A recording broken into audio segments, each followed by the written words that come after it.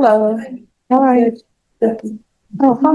I just want to say that this is often stay wrong, but I just want to say that I'm mentally unstable, and I know my bond is a $5,000 bond, and I don't know how enough time credit to actually get out on a PR bond, and then transfer me over to him for that. That's what I was going to speak on. Okay, so let me explain the legal process a little bit to you, okay? So anyway, you're saying that the indictment is incorrect? Yes. So what will end up happening is your attorney will need to file a motion if he thinks there's a legal issue with the indictment. Now, if you think the indictment is incorrect because the date is something like that is wrong, then that's something you go to trial on, or either the state considers dismissing. Now, with regards to mental health issues, if you're saying you're incompetent, Yes. which means you are not understanding the process, that you don't have a rational understanding of the charges against you or a factual understanding. So what will end up happening is I am not. So, well, here's the thing. You will need a doctor, right? A medical doctor will have to determine whether you're competent or incompetent. I'm not allowed to do that. With regards to any bond issues, your attorney will file a motion for bond. As soon as he wants that set, we'll take it in and take it up at that time, okay? Is there any way that I could get dismissed? That's something your attorney will need to discuss. No. Sometimes, no, here's the thing. There's no need to apologize. Let me ask you this. Are you an attorney? No. So you wouldn't know the process. So that's fine. Now, if you were an attorney, I would say, how could you not know this process? But you're not an attorney, so that's okay. So whether or not you can get this dismissed or not, your attorney will need to speak with the state, okay, and confer with them. Now, your attorney has informed the court that he has a mediation or something he has to go to. So what we'll do is we're going to reset this for next week. Your attorney can come in, have more time to speak with the prosecutors, okay? And is there any way that I can get a bond on PR bond? Your attorney will need to file that, but this is what I'll do. I'll have you evaluated for a PR bond. Okay. Norma, if you can have her evaluated for a PR bond. Yes. And counsel, we have a second violation report. We'll address that at that time. Ms. Ferguson, recall this. Can we recall this for Monday? Yes. Judge, would you mind giving me a Tuesday? Okay, Norma, is Tuesday okay? Yeah, it's the day. Oh, that is. Oh, well, never mind. How dare you ask for a Tuesday? You just don't want us to have a break? But Sean, he doesn't want us to have a break. You're the hardest working court. Keep up that reputation. Wednesday or Thursday. Wednesday works better. All right, so we're going to bring you back on Wednesday. And does the PR bond for like say because I actually I had a PR bond interview.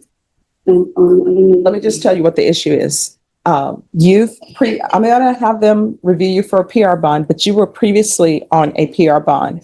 And I'm going to give this to your attorney so he'll have a copy and be ready to proceed on it next time. The problem is you never report it. Yes, I actually was that. Wait, don't tell me about what happened. You'll need to discuss it with your attorney because there are certain things your attorney may not want the court to know, okay? And then one thing, I completed successfully on probation. So is there any way that I qualify for probation? That's something that your attorney will need to speak to the state about. We're not quite there yet. So is there any way that I can get a PR bond from today? No, no, Okay. not today. Okay. So we're going to bring you back on Wednesday, okay? Okay. Have a seat, ma'am. Do you know what might happen to me? No, I won't know until they present things, okay? Okay. Okay. Morning. Good morning. How are you doing today? I'm doing fair. Oh, well, that's great. Yes, ma'am. All right, so how's everything going? Oh, yes, Judge. Thank you for asking. His progress is really good with mental health services out in Hondo. He did meet with them, and they're on the same page in terms of medication. And they're going to let him know about next appointment dates here within the next couple of weeks, Judge. He's also doing well with probation, checking in as required, drug testing as required negative. I just verified that with probation this morning. He did want me to bring to the attention of the court to see about if the court had any experience or expertise regarding a test that shows chemicals for like the past 5 years and the impact on certain areas of the brain that he's interested in. So, Ma'am,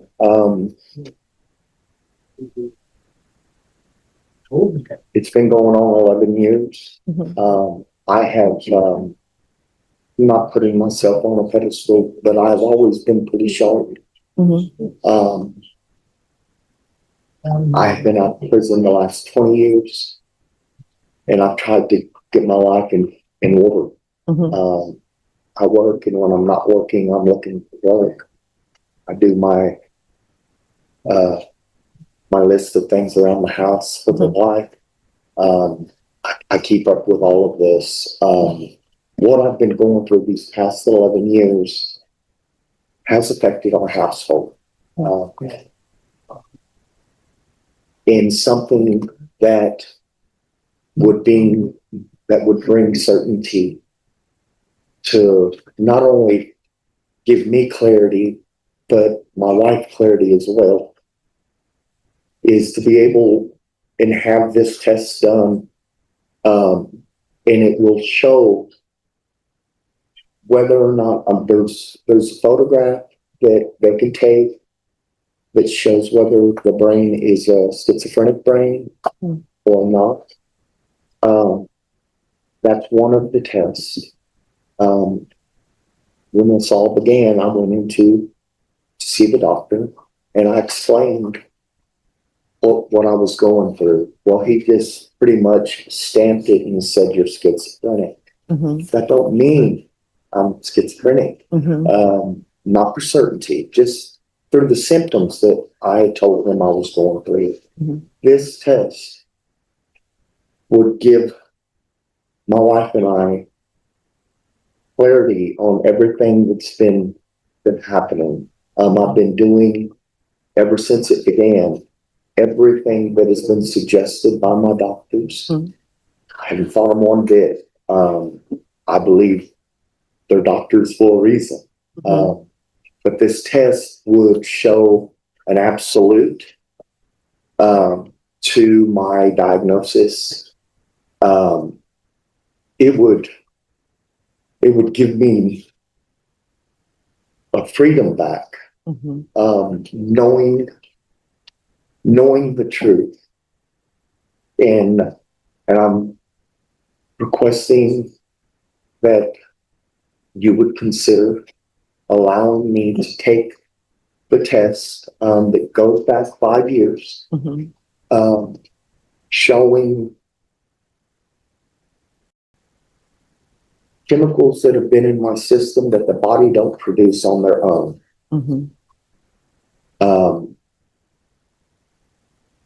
And basically that is why I called this hearing.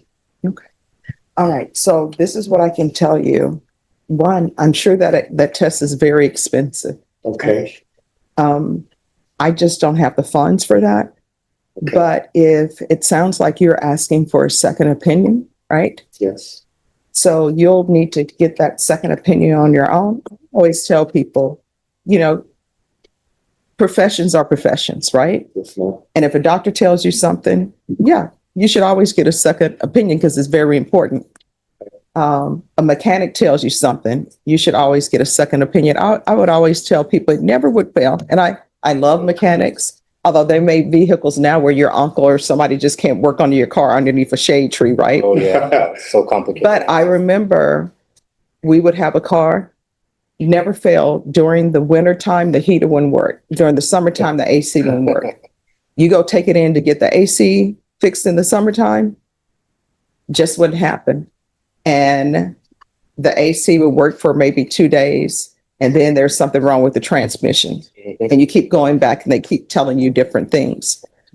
So it would have been great then to get second opinions. So you're welcome to see if you can get a second opinion with a doctor, and you should express to them, because the doctor doesn't know if you don't tell them. Like, for example, the doctor you have, bring it to his attention. Hey, I'm concerned. This is what I'm concerned about. Do you have a test that you could do that could just assure me and assure my wife that the diagnosis that you've given me is correct? And guess what that doctor's going to say? That a doctor is going to say, yes, I can, or no, I can't. If they say, yes, I can, then great, let's run the test. If they say, no, I can't, then you can ask them, well, do you know of a doctor who does? Okay. And if they say, no, I don't, then that's where Google comes in and you try to get a second opinion from that other doctor. There's nothing wrong with getting a second opinion. And what I can Felt tell like you. a place asking, Mhm. but that's exactly what I was asking. Yes. Yeah. So you can you're more than welcome to get a second opinion, but this is what I will tell you. Okay. I'm not a medical doctor, right? Yes, ma'am. But the medications that they have you on, while you probably need to stay on those medications when you're getting your second opinion. Yes. And then when you get your second opinion, make sure, do your research, make sure it's a doctor who's licensed. Usually the doctors sometimes they have their certifications in specific fields. Yes, ma'am. So just make sure that it's a doctor that you can Google, look up and see what their reviews are. Because some doctors are great, but then they say, bedside manner, not great, but they're a great doctor, and they're just going to tell you like it is. So you'll need to do your research to make sure that it's a doctor that will listen to you, because sometimes it's, well, this is your diagnosis, this is what we're doing. But just have a conversation with them. And the same way you came towards me with your conversation, come to them, that same way. Because sometimes people don't like it if you're saying, well, you're wrong, I'm right. Yes. So the way that you came to me with the conversation, a good doctor will say, you know what, I understand what you're saying, and you and your wife want to be certain Yes, ma'am. this is the issue. No doctor will have a problem with that. Thank you. All right, you're welcome. Perfect. So I'm glad everything is going well for you. Yes, ma'am. Most importantly, I'm glad that you have your honey to-do list and you're checking those boxes. That needs to be done for a happy household. So, counsel, when do you want to bring this back to just make sure everything is on track, and then we can check to see if he was able to get a second opinion? Sure, Your Honor. I really don't want to do it until next year because I feel that would be maybe a little bit too long of a time frame. I do have a vacation letter for December 16th. However, I do have some matters here on December 15th. All right, you want to, and let me see. Well, if I could say, it would probably be doing me a favor if we could wait till after the first of the year with all the holidays and Okay. everything going on. Okay. And give me ample time to get out there and do my research. Okay.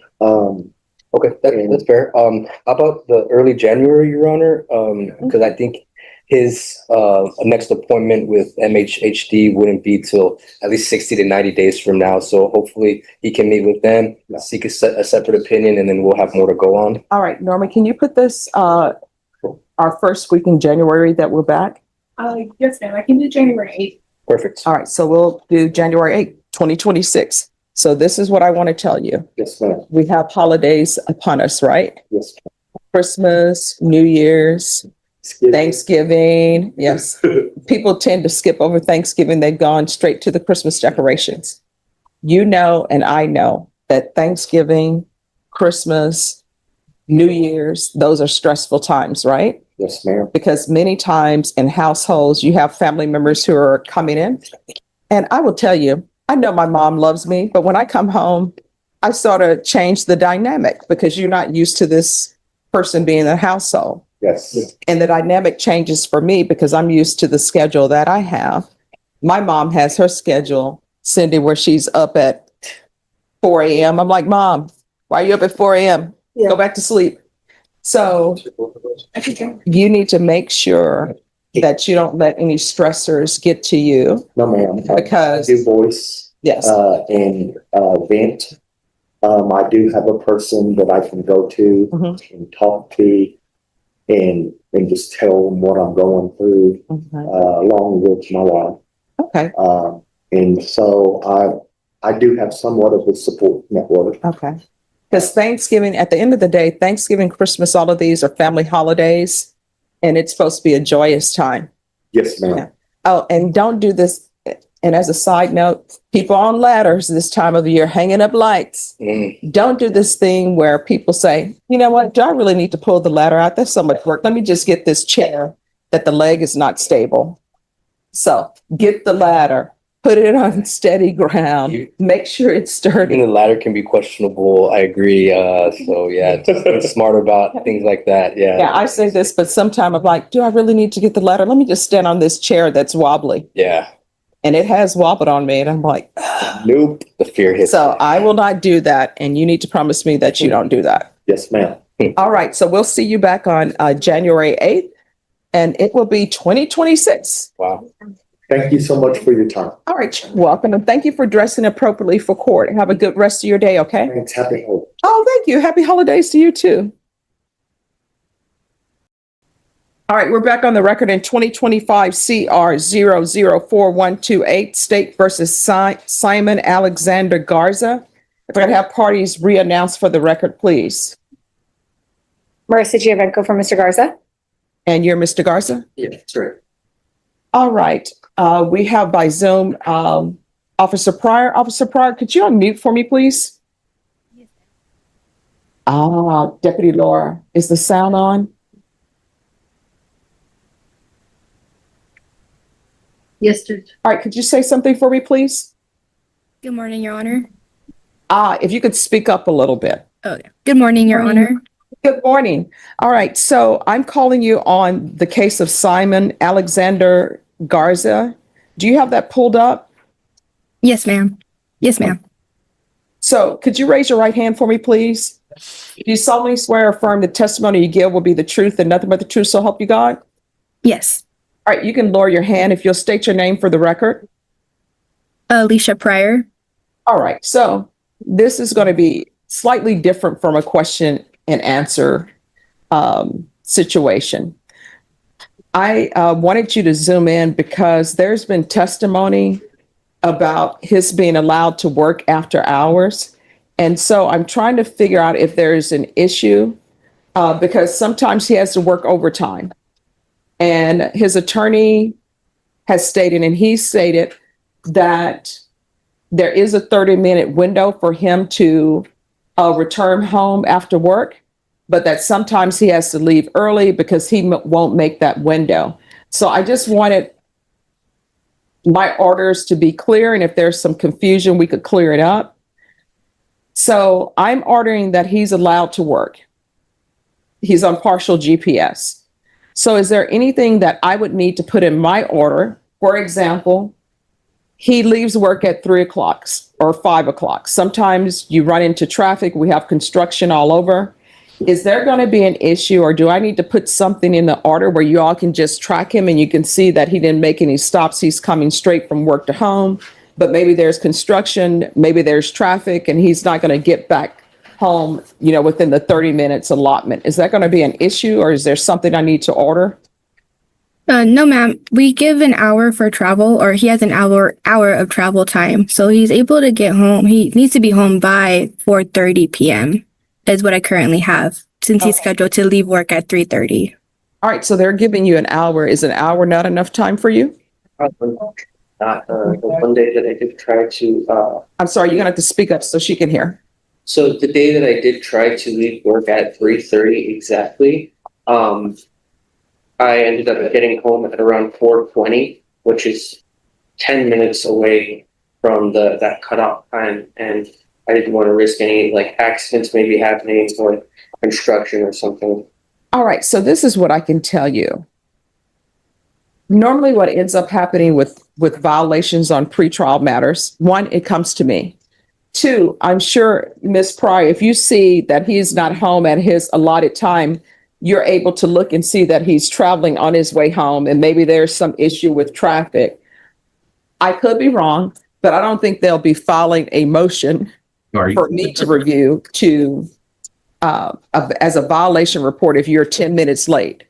They will usually, and correct me if I'm wrong, if you're late, they will look at the tracking and they will see. And then it will come to me and say, oh, this person stopped at HEB, this person stopped at a club, but that's when I'll get it.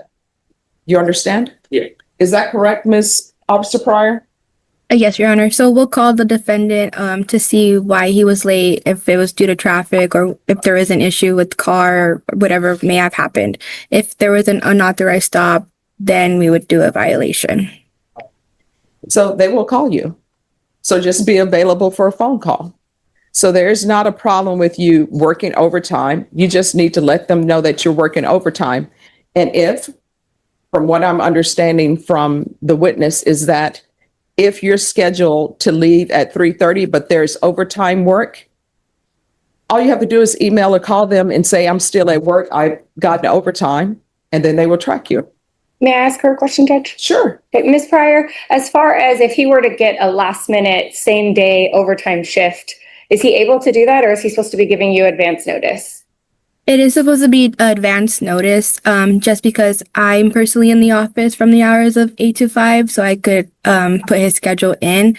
The on-call officers wouldn't be aware because they don't have access to my email that he's requesting more time to be at work. So if he's scheduled at that time for 3:30 p.m., he has to be home by 4:30. He wouldn't be able to do that day of overtime.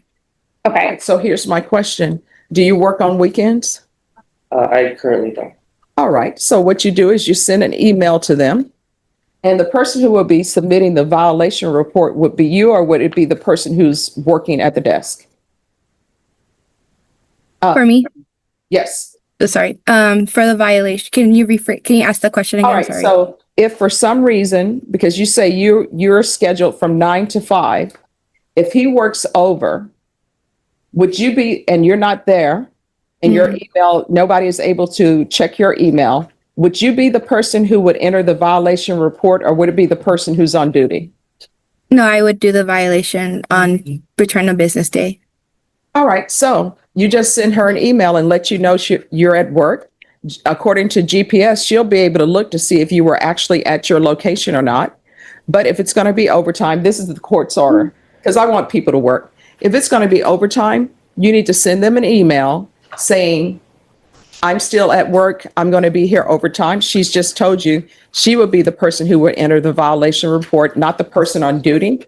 And I'm making an assumption here, and if the assumption is incorrect, let me know. My understanding is that even if it was somebody who was not your normal officer, they would still call you and say, hey, where are you at? That was a bad sentence. I mean, I understood everything. my English professor would be horrible and upset with me for ending with a preposition. So they will call you and say, where's your location? Why are you not at your designated location? Miss Dixon, I apologize. You taught me better. And so did my mom. So you just need to make sure that you're in contact with them. And if you have an extra shift, just send them an email. You understand? Are you able to do that? All right. So, and just be available for phone calls. So if something happens and you're supposed to be home at 4:30 or whatever it is, she's already stated that they will call you and say why you're not at home. And you can tell them, you can look, I'm stuck in traffic. All right. And Judge, can I still be heard on argument because that's not our only issue? No, you can still be heard on argument, but is there anything else from Officer Pryor? No, Judge. State anything from Officer Pryor? No, he's been really compliant, Judge. I don't right. have anything else to say. All right. Thank you so much. And thank you for zooming in on such short notice. I appreciate it. Thank you, Ms. Pryor. Yes, ma'am. You have a good day. You too. Bye-bye. Yes. Thank you, Judge. Judge, my argument is that Mr. Garza is a young child. He's a young kid. He's 22. He is not someone who has a criminal history. He is alleged to have committed basically what they're saying is a traffic accident. This isn't someone who killed someone, even in a manslaughter. It wasn't an intentionally, knowingly, any form or fashion. This was a traffic accident allegation. And there's no disputing that with the state. Okay. So with regards to that, I don't know if there's a dispute about that or not. I don't have any facts. Well, Judge, I think the legal definition of a manslaughter is a reckless killing, so that's what he's been indicted for. Sure. So that's all I know is what's in the indictment. I don't know any facts. If people want to call witnesses and place them under cross-examination for the facts of the case, then that can be done. Yeah, and Judge, Mr. Garza did testify that this was a traffic accident. Do you want him to be cross-examined over the facts of the case? No, I mean, no, Judge, we've already passed and that was already done. but he did testify it was a traffic accident. I have not heard anything to dispute that. However, the purpose of GPS is to stop people from hurting other people, to stop people from committing additional crimes, to protect victims. The protection from the community, if we want to argue for the state side, is driving. They're concerned about Mr. Garza driving. He testified he is not driving. There is a condition of bond that he not drive. The GPS does not add any additional protections that it is intended for. This is not a case for GPS. He has also been on GPS since July of 2025 with 0 violations, and it is creating a safety hazard for him at work. I believe we've solved the hour issues, and I appreciate that, Judge, but it is additionally causing a safety issue for him at work, and it is unduly burdensome and not necessary in this case. State? Good. You believe it's necessary, you heard testimony that in the 2 years that he was not indicted, we put up a speeding ticket. And so I think from the state side, it is necessary to monitor him for the safety of the community. And so you'd ask that we keep it out of the order. All right, thank you. All right, the motion will be denied. Thank you, Judge. Thank you. Anyone else ready? Yes, Judge, we have, page 9, first one down, Willie Phillips. And counsel, are there any applications Yes, Your Honor, there is. in both cases? No, in the robbery case, there's an application. In the unlawful use of a vehicle, that'll be a judgment satisfied, Judge. All right, then we'll proceed. Court is calling 2024 CR 012476, 2024 CR 009596, State versus Clinton, Dwayne Dixon. Can I have parties announced? Robert Featherston representing Mr. Dixon. And are you Mr. Dixon? Yes, ma'am. Counsel, have you received all discovery in each cause numbers, and did you review them with your client? I did, and I have.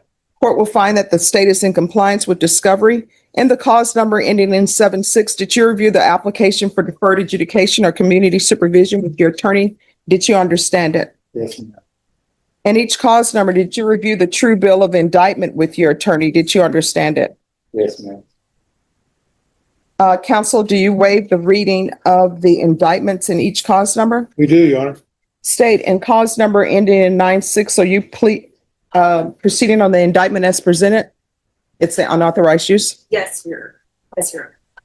Was it enhanced? Yes. Okay, we're waiving the enhancement and proceeding on the state jail offense, Your Honor. Any objection? No objection, Your Honor. And in cause number ending in 76, are you proceeding on the indictment as presented? No, Judge, we're waiving the aggravated enhancement and proceeding on the offense of robbery, but also proceeding on the repeat offender enhancement. Any objection? No objection, Your Honor.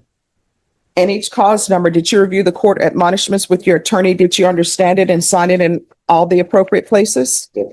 Okay. And the cause number ending in 76, the state is proceeding on the lesser included offense of robbery with an enhancement allegation. If the enhancement allegation is proven true, then your range of punishment is anywhere from 5 to 99 years or life in prison and up to life in prison and up to $10,000 fine.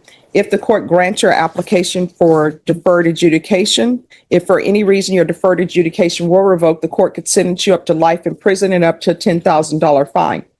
And the cause number ending in 96, you're charged with unauthorized use of a vehicle. That's a state jail felony. The range of punishment is anywhere from 180 days up to 2 years in the state jail facility and up to a $10,000 fine. Did you understand? Yes, ma'am. And each cause numbers, if you have a plea with the state, the court does not have to follow your plea. If for any reason the court does not follow your plea and gives you more than you bargained for, the fact that you entered a plea will not be used against you and you will be allowed to withdraw your plea. Did you understand? Yes. In each cause number, you have a right to jury trial, a right for you or your attorney to cross-examine and confront any witnesses the state would call, and the right to remain silent. By entering into these pleas, you're giving up those rights. Did you intend to give up those rights and enter into plea bargain agreements in each cause number? Yes, ma'am. Counsel, in each cause number, has your client been able to provide you with any defenses? He has, Your Honor. Do you believe he has a rational as well as a factual understanding of the charges against him? I do. Do you believe he's currently competent and was legally sane at the time of the offense? Yes, Your Honor. Mr. Dixon, in each cause number, has anyone threatened you, coerced you, or placed you in fear to get you to enter the plea? No, ma'am. Anyone promise you anything other than the plea? No, ma'am. Are you satisfied with the way you've been represented? Yes. If you're not a U.S. citizen, by entering into these plea bargain agreements, you will be deported, denied naturalization, and re-entry. Did you understand? Yes, ma'am. In each cause number, the court will find that defendant has knowingly and voluntarily waived his right to jury trial. In each cause number, did you review the plea bargain page with your attorney? Did you understand it? Yes, ma'am. And did you sign the waiver of appeal paragraph in both places in each cause number? Yes, ma'am. By signing that waiver of appeal paragraph, you're waiving your right to appeal. The only items that can be appealed are written pretrial motions that have been filed, heard, and ruled upon by the court. Did you understand? Yes. Counsel, have there been any such motions? Judge, we filed motions, but none have been heard. Your plea bargaining agreement in the cause number ending in 9-6 is to be 365 days in the Bexar County Jail under 1244. There's a $0 fine and no applications. Did you understand that to be the plea? Yes. And the cause number ending in 7-6, according to your plea, the state is proceeding on the lesser included of robbery. You're to agree that you've been previously convicted of one or more felonies for purposes of enhancement. There's a cap of 15 years in the prison, $2,000 fine. The state is opposed to your application of deferred adjudication or community supervision. They will take in consideration 2025 CR 001601. Did you understand that to be the plea in each of those cause numbers? Defense? Yes, Your Honor. State? It is, Your Honor. I'd like to make a correction. I've not had a chance to discuss this with Mr. Featherston, but I just realized that there's an evading arrest detention misdemeanor that I'd like to TIC.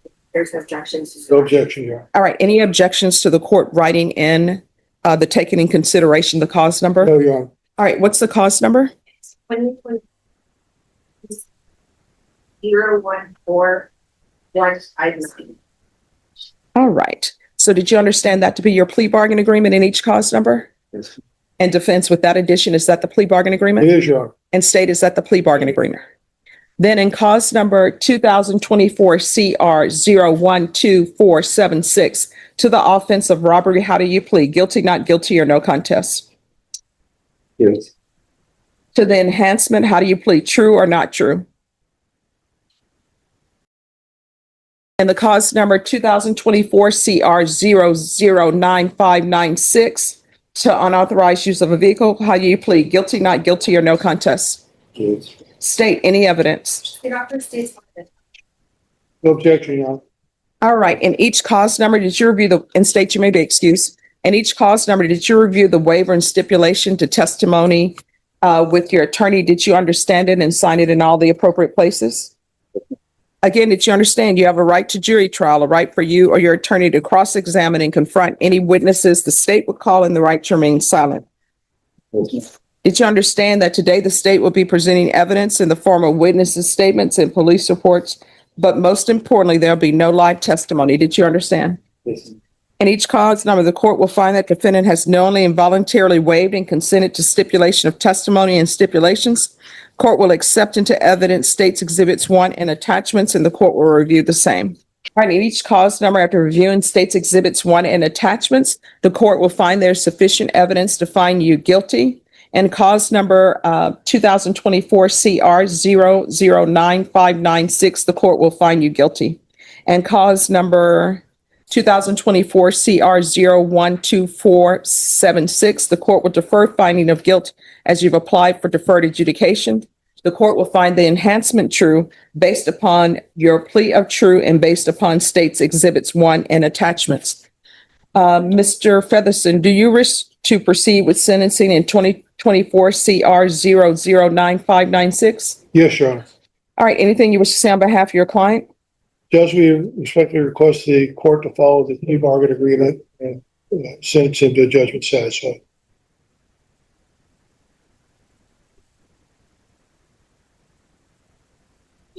All right, and cause number 2024 CR 009596, the court will follow your plea bargain agreement. The court will find you guilty. The court will sentence you to 365 days in the Bexar County Jail, give you credit for any time served, and that's 365 days under 1244.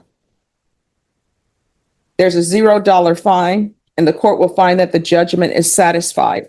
In that cause number, did you review the document entitled Trial Court Certification of Defendant's Rights to Appeal with your attorney? Did you understand it and sign it? Because this is a plea bargain agreement, because I followed your plea bargain agreement, and because you waived your right to appeal, you do not have the court's permission to appeal. Because this is a felony conviction, you're not allowed to own or possess any weapons or ammunition. If you have a question over what that is, you'll need to speak to an attorney. Do you understand? All right. We can go off the record. Mr. Fitzgerald, Excuse me, on the other case, do you want a full PSI and TAP evaluation? we do, Your Honor. All right, Ms. Ferguson, I need a reset for TAP and PSI. I can do December 18th. Can I have one more week because of that holiday? It's gonna put us into. Oh, okay, yeah. It's fine. All right, so we'll be back on December 18th. At that time, I'll make a decision on your application. It'll be based upon whatever evidence is submitted to the court. Do you understand? And you said December 18th? Yes, ma'am. And Judge, can you confirm the cost numbers? It's 2024 CR 012476.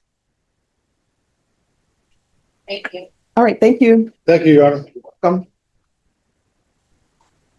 And are you Lupe Colleen? Yes, ma'am. Did you review the document entitled Motion to Revoke Community Supervision and First Amended Motion to Revoke Community Supervision with your attorney? Did you understand it? Yes, ma'am.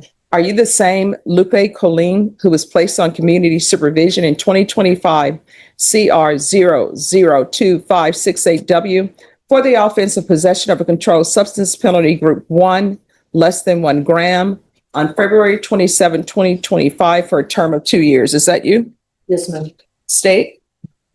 Violated condition number 1 on or about the 24th day of October 2025 in Bexar County, Texas. The defendant, Lupe Gregory Colleen, that committed the offense of possession of a controlled substance in violation of condition number 1. How do you plead to that? True or not true? True. Violated condition number 4 in Bexar County, Texas. The defendant, Lupe Gregory Colleen, then and there failed to report to the supervision officer as directed for the months of August and September 2025 in violation of condition number 1. I'm sorry, 4. Four, thank you. Sorry. How do you plead to that? True or not true? True. State will waive the remaining. Any objections to the state's waivers? No objections, Your Honor. Did you understand by pleading true to violations 1, 4, and 4, the court could find it true, grant the motion, sentence you up to 2 years in the state jail facility and up to a $1,000 fine? Yes. Knowing that, do you still wish to plead true to 1, 1, and 4? Yes, ma'am. Court will find 1, 1, and 4 true. Is there a proposed agreement? Yes, Judge, the proposed agreement is to deny state's motion of allow alteration to amend to include status with passive care. That is correct, Your Honor. All right. Do you want to raise your right hand for me, please? Do you solemnly swear or affirm the testimony you give will be the truth and nothing but the truth, so help you God? Yes, sir. All right. You can lower your hand. State your name for the record. Lupe Gregory Colleen. All right. So why is it that you didn't report? In the process of being homeless and everything, it was the chaos in my head. So why didn't you call probation and tell them what was happening with you? And then corporation for one that didn't have money or anything that was in service. I know we can use Wi-Fi and all that, but being homeless and living on the paperwork and the name of the probation officer and her number. See, this is what you need to explain to me. And really, this is something I want you to understand. You can't report to probation. You can't do certain things because all these obstacles are in your way, but you're able to find time to commit a new offense, which is the possession case. So you're able to find time to do that, but not report to probation. Here's the thing. They want you to do inpatient treatment. You know yourself better than I do, better than probation does, better than your attorney knows you, right? All right. I'm going to give you a choice, right? Yes, ma'am. I can deny the motion. You will go to inpatient treatment. You're going to wait for a bed. That program is 9 months, 6 months there, 3 months aftercare. Or I can revoke you and I'll sentence you to 18 months in the state jail facility. Do you need to discuss it with your attorney? No, ma'am. All right, so what do you prefer? The set. All right. Court will deny the motion. Alternate amend conditions. Is it safety? Out of judge. All right. SATA, and there is to be 30 sober support meetings upon release.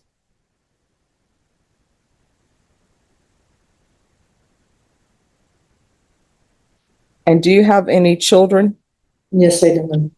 Are they adults or no? They're all adults. Do you have grandchildren? Yes, I do. Are they adults? No, ma'am. All right. There's to be no unsupervised contact with minors. When's the last time where you are employed? I'm sorry, state, you may be excused. It's been quite a while. So how have you been supporting yourself, or have you not been supporting yourself?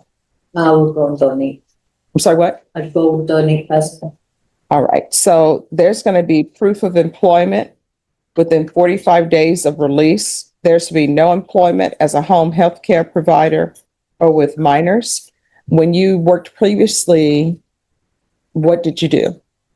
I was working before I stopped working, I would work at a temp service, or for the temp service, I was working at a Goodwill. Okay. And how far did you go in school? I did not graduate, but I do have my GED. So if you could have a dream job, what's your passion? What would you like to do? My passion would be to have my own company as in landscape. All right. So there is going to be 80 hours of community service restitution. And if you get into landscaping and set up your own business for landscaping, I'll deem the community service hours satisfied. Otherwise, it gets hot in Texas. They'll have you picking up trash along the highways and byways. You understand? Yes, ma'am.